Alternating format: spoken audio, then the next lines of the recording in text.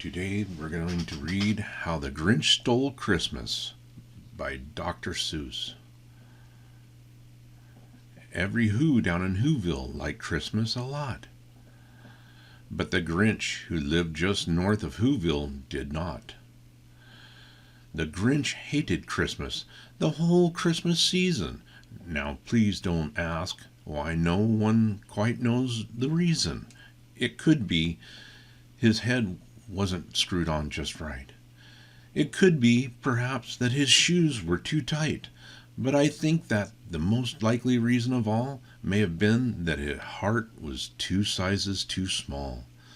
But, whatever the reason, his heart or his shoes, he stood there on Christmas Eve, hating the Whos, staring down from the cave with a sour, grinchy frown at the warm lighted windows below in their town.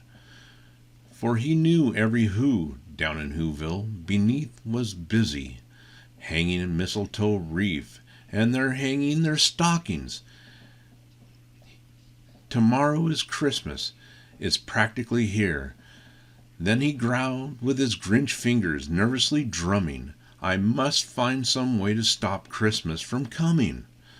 For tomorrow he knew all the Who girls and boys who'd wake up bright and early, they'd rush for their toys, and then all the noise and all the noise and noise and noise. That's one thing he hated, the noise, noise, noise, noise. Then the Whos, young and old, would sit down to feast, and they'd feast, and they'd feast, and they'd feast, feast, feast, feast. They would feast on Who pudding, the rare Who roast beef, which was something the Grinch couldn't stand in the least. And then they'd do something he liked least of all. Every Who down in Whoville, the tall and the small, would stand close together with the Christmas bells ringing.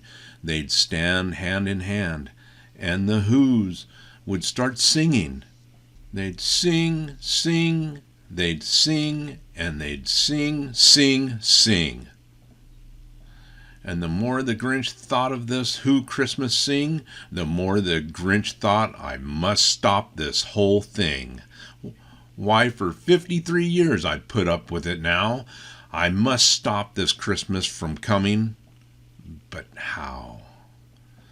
Then he got an idea, an awful idea. The Grinch got a wonderful, awful idea. I know just what to do, the Grinch laughed. And he made a quick Santa Claus hat and coat. And he chuckled and clucked. What a great Grinchy trick with his coat and his hat.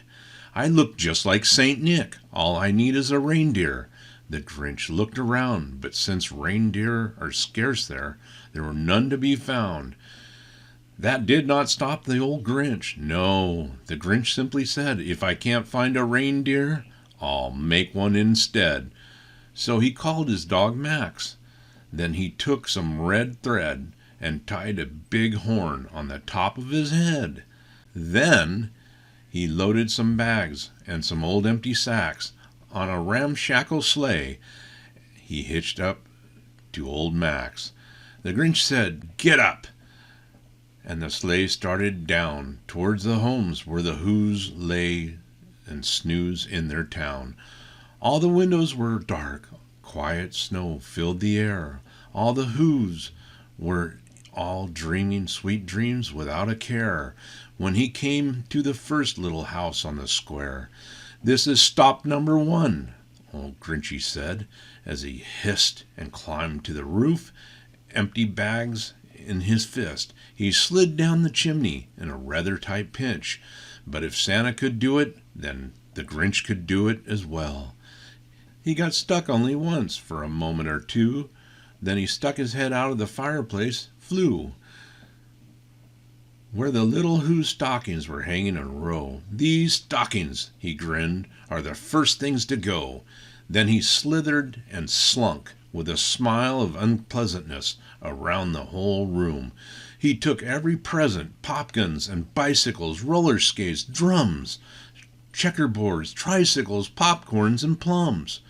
He stuffed them in his bags. Then the Grinch nimbly stuffed all the bags, one by one, up the chimney.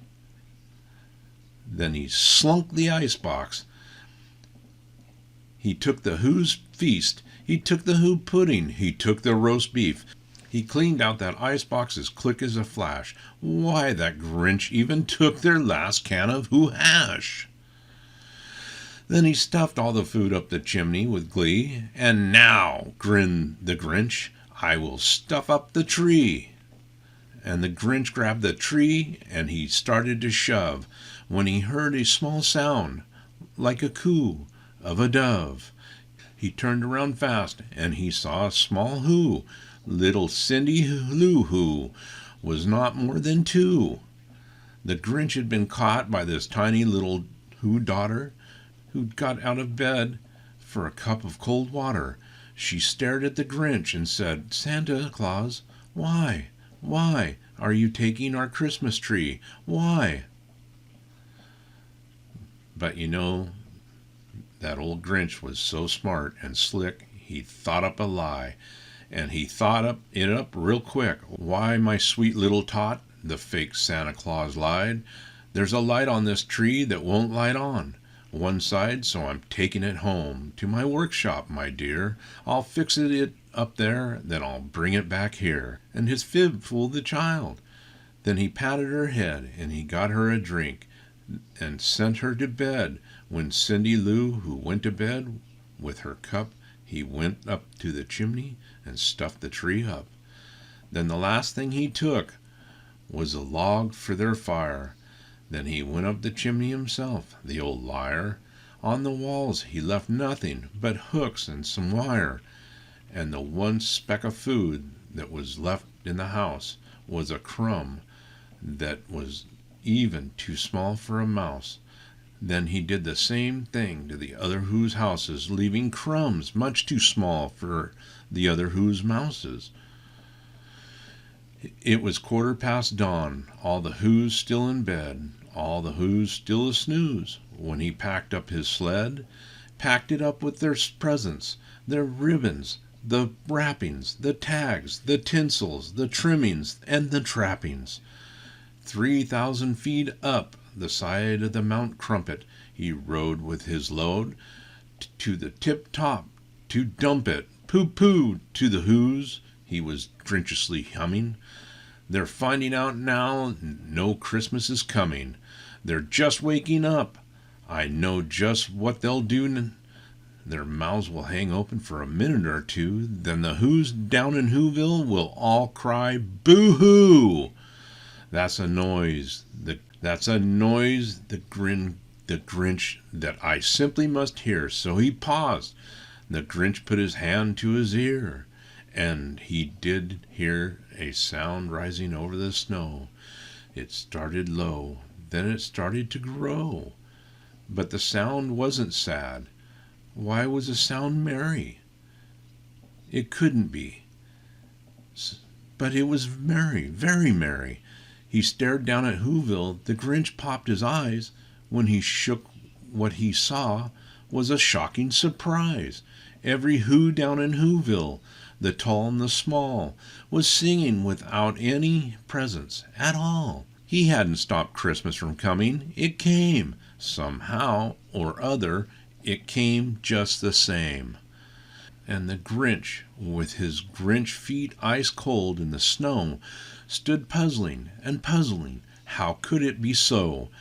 It came without ribbons. It came without tags. It came without packages, boxes, or bags. And he puzzled for 3 hours, till this puzzler was sore that the Grinch thought of something he hadn't before. Maybe Christmas, he thought, doesn't come from a store. Maybe Christmas, perhaps, means a little more. And what happened then? Well, in Whoville they say that the Grinch's small heart grew 3 sizes that day, and the minute his heart didn't feel quite so tight, he whizzed with his load through the bright morning light. He brought back all the toys and the food for the feast. He himself, the Grinch, carved the roast beast.